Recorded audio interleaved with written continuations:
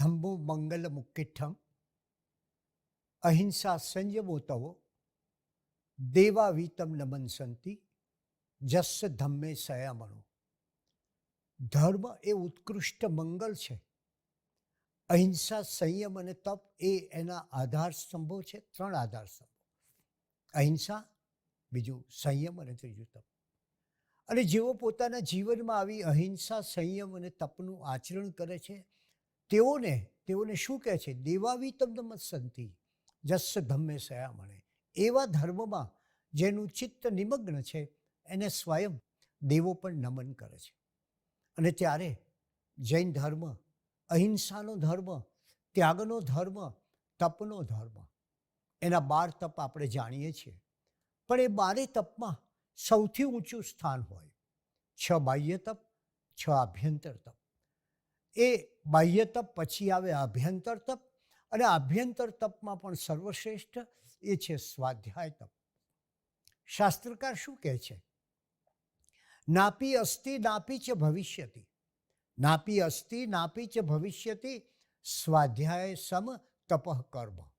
પહેલાં હતું નહીં સ્વાધ્યાય જેવું બીજું કોઈ તપ નથી, અને આજે પણ એના જેવું બીજું કોઈ તપ નથી. અને માટે જ સ્વાધ્યાય તપ એક અનન્ય અને અદ્વિતીય તપ છે. જેઓ તપના માર્ગે ચાલે છે તેઓ જુદા જુદા તપનું આચરણ કરતા હોય છે.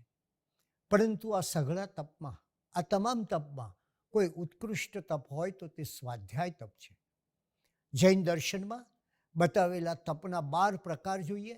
એમાં આપણે જોયું તેમ 6 બાહ્ય તપ અને 6 આભ્યંતર, અને એમાં પણ શ્રેષ્ઠ કહ્યું તો શ્રેષ્ઠ એ આભ્યંતર તપમાં પણ અંતે આવતું સ્વાધ્યાય તપ.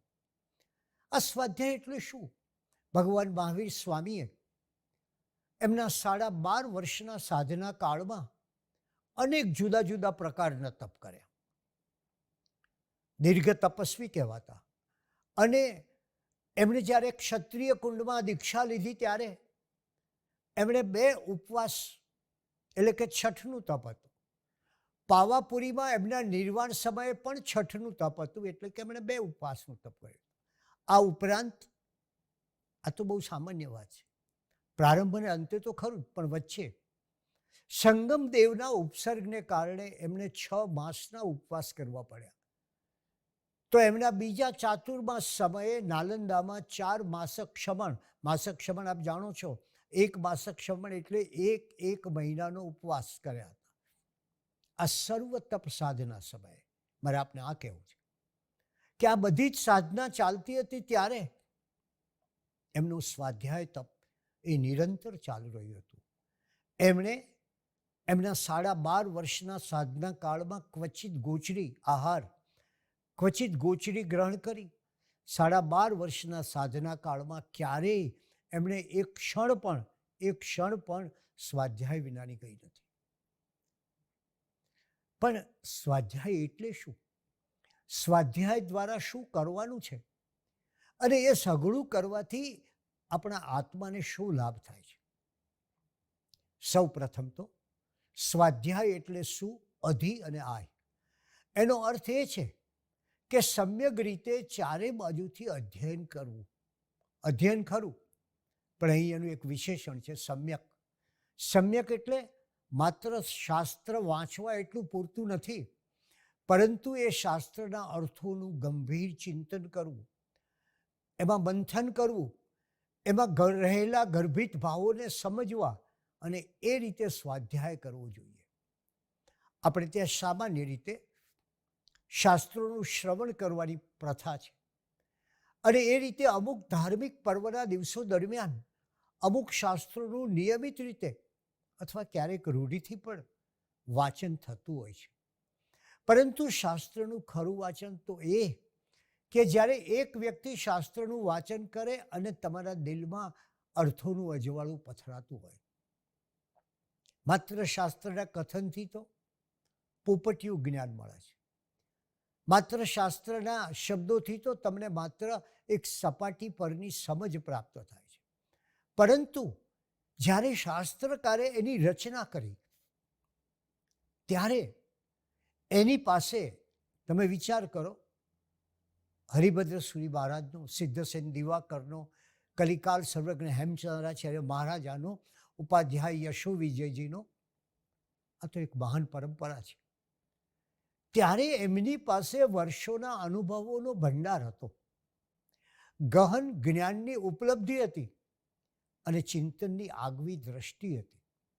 એ જે કંઈ હતું એ સાગરને એમણે ગ્રંથરૂપી ગાગરમાં ભરી દીધો. આથી શાસ્ત્રોના શબ્દનો અર્થ પકડનાર ઘણીવાર એ શાસ્ત્રના હૃદય સુધી પહોંચી શકતો નથી, અને જો એ શાસ્ત્રના હૃદય સુધી પહોંચી ન શકે તો શાસ્ત્રમાં રહેલી ગહનતાને એ પામી શકતો નથી. ક્યારેક શાસ્ત્રના શબ્દોની ઉપરછલ્લી સમજણ ઘણી અનર્થકારી બને છે અને એ વ્યક્તિમાં ખોટા વહેમો કે માન્યતાઓ જગાડે છે. આપણે ત્યાં આવી રીતે બન્યું છે એવું પણ ખરું કે ક્યાંક શાસ્ત્રના ઉપરછલ્લા અર્થો લઈને લોકોએ વિવાદ સર્જ્યા છે. પણ હકીકતમાં જ્યારે તમે સ્વાધ્યાય કરો ત્યારે તમે ગ્રંથનું વાંચન માત્ર નથી કરતા, તમે એ ગ્રંથકારના હૃદયમાં પ્રવેશવાનો પ્રયત્ન કરો છો. એના એક એક શબ્દોનો અર્થ પામવાનો અને એને ઉકેલવાનો પ્રયાસ કરો છો. જેમ કોઈ કમળ પુષ્પ બંધ થઈ ગયું હોય અને બંધ કમળ પુષ્પની એક પછી એક પાંખડીઓ ખુલે, એ રીતે એક પછી એક અર્થો એ ખુલતા જાય છે અને વ્યક્તિ, અભ્યાસી, ચિંતક એ પોતાના સંચિત જ્ઞાનના આધારે એનો અર્થ સમજવા કોશિશ કરે છે. જો એમાં એને સફળતા ન મળે તો આ વિષયના અભ્યાસીઓ કે અધ્યાત્મ અનુભવીઓને મળે છે અને મર્મ પામવાનો પ્રયત્ન કરે છે. કોઈ ગુરુ પાસેથી એ સમજવાની કોશિશ કરે છે. અને એ રીતે મારે આપણે એ કહેવું છે કે સ્વાધ્યાય એટલે માત્ર વાંચન નહીં, પણ ચારે બાજુથી અધ્યયન કરવું, એનું નામ સ્વાધ્યાય છે. એનો અર્થ એ થાય કે ગ્રંથ અધ્યયન પૂર્વે સ્વાધ્યાય કરનાર સાધક પાસે કેટલીક આવશ્યક શરતો હોય છે અને એની પ્રથમ શરત એ છે કે ગ્રંથ પાસેથી જે ઉત્તમ વિચારો એ પામે છે એનું એને આચરણમાં રૂપાંતર કરવાનું છે. માત્ર વિચારોના કિલ્લા રચવાથી કશું ન થાય, આચરણ કરવું પડે. મહાન ગ્રંથોમાં ઉમદા વિચારો અને આદર્શ આલેખાયેલા છે. એને જાણવું એટલું પૂરતું નથી. માત્ર ઉત્તમ શ્લોકો, ગ્રંથના શ્લોકો, શ્રુત જ્ઞાનના શ્લોકો, એનો મુખપાઠ કરો એ પર્યાપ્ત નથી. એના વિશે તમારે આગળ વધીને કોઈ બીજા ગ્રંથોમાંથી આધાર મેળવવા હોય તો એ પણ શોધવું જોઈએ. અને એ રીતે એક પંડિત છે એ તો માત્ર પોથી વાંચતો હોય છે, એક આત્મજ્ઞાની છે એ એક વિશેષ એની પાછળના આધ્યાત્મિક અર્થો તારવીને બતાવતો હોય છે. જે અર્થો, આ મહત્વની વાત આ છે કે જે અર્થો આપણા જીવનને અજવાળતા હોય છે. પંડિત પોતાના જ્ઞાનના પ્રભાવથી થોડો સામી વ્યક્તિને આંજી નાખે, પણ આત્મજ્ઞાની એવો પ્રભાવ બતાવવાને બદલે, પોતાના જ્ઞાનનો આડંબર બતાવવાને બદલે, આત્મજ્ઞાની પોતાનો એવો પ્રભાવ બતાવવાને બદલે પોતાનો સ્વભાવ પ્રગટ કરે છે. અને ત્યારે એ આત્મજ્ઞાની પાસે એક જુદો અનુભવ આપણને થાય છે. અને એ જ્યારે અનુભવ થાય ત્યારે આપણને ખ્યાલ આવે કે આ સ્વાધ્યાય એટલે કેવી રીતે સમ્યક રીતે આચરણ કરવું તે છે. આપણી પાસે અનેક વિચારો છે, પણ મેં આપને કહ્યું તેમ કે જે વિચારો તમે સ્વાધ્યાય કરો, ગ્રંથોનો સ્વાધ્યાય કરો, શાસ્ત્રોનો સ્વાધ્યાય કરો, આગમ વાણીને નું શ્રવણ કરો, આ બધાને અંતે તો આચરણલક્ષી છે. શાસ્ત્રોના શબ્દોથી મુમુક્ષુના જીવનની લિપિ કંડાર આવવી જોઈએ. યાદ રાખીએ કે આ શબ્દોથી શું થાય કે મુમુક્ષુના જીવનમાં એની લિપિ, એની સ્ક્રિપ્ટ લખાવવી જોઈએ. અને એટલે જ સ્વાધ્યાય સાથે જોડાયેલી મહત્ત્વની બાબત એ ગહન ચિંતન છે. આજના માનવી પાસે માત્ર ચિંતા રહી છે, ચિંતન નથી રહ્યું. એ દરેક બાબતો, પ્રશ્નો અને ઘટનાઓ વિશે ચિંતા સેવે છે, પણ એના મૂળમાં જઈને એના કારણોની કે એના નિમિત્તોની તપાસ કરતો નથી. ત્યારે જીવન જો સ્થૂળ ભૂમિકાએ ચાલતું હોય ત્યારે ગ્રંથોમાંથી મળતી ગમે તેટલી સાધનાની જડીબુટ્ટીઓ તમે વાંચો તો પણ તે કામની હોતી નથી. કારણ કે સ્થૂળતા સાથે ક્ષુદ્રતા અને ભૌતિકતા બંને જોડાયેલા હોય છે. અને જ્યાં સુધી વ્યક્તિને ભૌતિકતાનું આકર્ષણ હોય છે ત્યાં સુધી એ સ્થૂળતામાં રમ્યા કરે છે અને ક્ષુદ્રતા ત્યજી શકતો નથી. આ તો એ મારી દૃષ્ટિએ એક ફેરફૂદરણીની રમત છે. એવે વખતે શાસ્ત્રના થોડાક વચનો કાને પડે કે શાસ્ત્રના થોડાક પૃષ્ઠોનું વાંચન થાય, એનાથી તમને કશું ન મળે. એને માટે તો તમારે ભીતરમાં જવું પડે, હૃદયમાં પ્રવેશવું પડે. અને એથી જ સ્વાધ્યાયમાં જેમ જેમ તમે સ્વાધ્યાય કરો ત્યારે તમારી પાસે એક ચિંતન હોવું જોઈએ. એ વિના તમારો સ્વાધ્યાય નિષ્ફળ જશે. વ્યક્તિને ધન અને સંપત્તિ તરફ ઘણીવાર ઘણું આકર્ષણ હોય છે, પણ પછી એ ત્યાગ કે અપરિગ્રહની ગમે તેટલી વાતો સાંભળે તો પણ એનું આકર્ષણ એને પજવતું રહેશે. એ એક યા બીજા સ્વરૂપે પરિગ્રહની વૃત્તિને પંપાળતો રહેશે.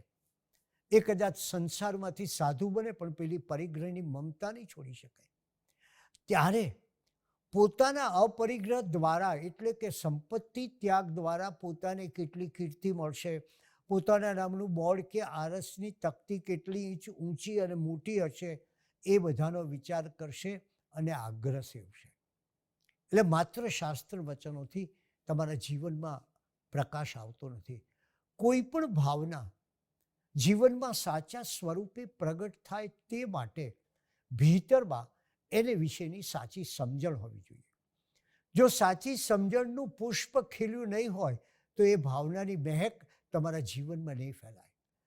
એ જ રીતે જો સાચી સમજણની પ્રાપ્તિ નહીં થઈ હોય તો શાસ્ત્રોના સ્વાધ્યાયનો કોઈ અર્થ કે કોઈ હેતુ આપણે માટે રહેશે નહીં. બીજી વાત, સ્વાધ્યાય એટલે જેમ મહાસાગરમાં મરજીવો ઊંડે ડૂબકી મારીને મોતી લઈ આવે છે, એ રીતે સાધકે એ ગ્રંથોના શબ્દ, અર્થ, ભાવ અને મર્મ વિશે ગહન ચિંતન કરવું જોઈએ. સ્વાધ્યાય સાથે જોડાયેલી એક બીજી બાબત છે તે નિયમિતતા. જે શાસ્ત્રોનો અભ્યાસ કરવામાં આવે તે નિયમિત રીતે થવો જોઈએ. તો જ શું થાય? તો જ વિચારોની સળંગસૂત્રતાને આપણે પામી શકીએ. દરેક ગ્રંથની અંદર એક પ્રવાહ હોય છે, એક સાતત્ય હોય છે. વહેતી નદી જેવી એની ભાવનાઓ વહેતી હોય છે. એ પ્રવાહને પામવા માટે ગ્રંથના અભ્યાસનું સાતત્ય હોવું જ જોઈએ. અને આથી જ જૈન સાધુઓને માટે એમ કહેવાયું છે કે એણે દિવસનો અડધો ભાગ નિયમિતપણે સ્વાધ્યાયમાં ગાળવું જોઈએ. નિયમિતપણે. આવું થાય તો જ એ જ્ઞાન, જો આટલી નિયમિતતાથી જ્ઞાન લે તો જ ગ્રંથોમાં રહેવાને બદલે હૃદયમાં પ્રગટે.